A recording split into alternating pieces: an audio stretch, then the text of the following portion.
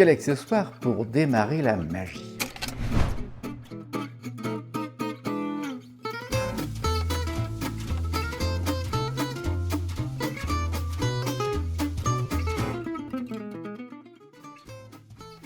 C'est une question qui nous est souvent posée au festival. Mais avant tout, apprendre la magie, c'est apprendre une démarche, un cheminement, et pas seulement un truc ou une astuce de fin de banquet.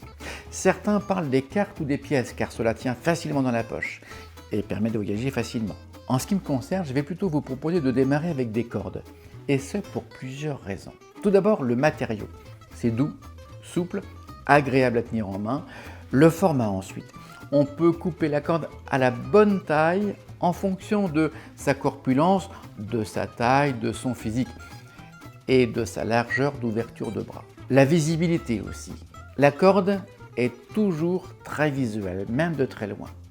Et puis le côté pratique qu'il ne faut pas oublier, car on peut l'utiliser assis, debout, et une corde voyage facilement dans une poche, un petit sac ou un petit bagage, sans surpoids. Enfin, le côté économique. Une corde ne s'use que très doucement, malgré des centaines de manipulations. Une autre raison aussi, et peut-être même la plus importante, est la corde est un accessoire qui oblige à des gestes amples, donc visibles de loin. La corde oblige à des mouvements lents pour éviter les nœuds, donc c'est plus facile à suivre pour un spectateur.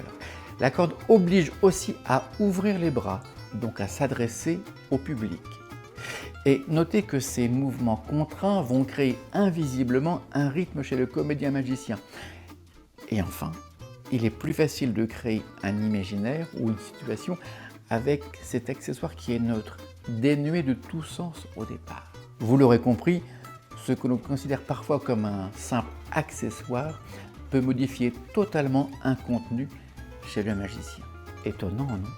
Un plaisir de vous retrouver tous les jours. Alors, pour continuer l'aventure ensemble, mettez un petit pouce bleu, ou bien commentez la vidéo, encore mieux, abonnez-vous, évidemment.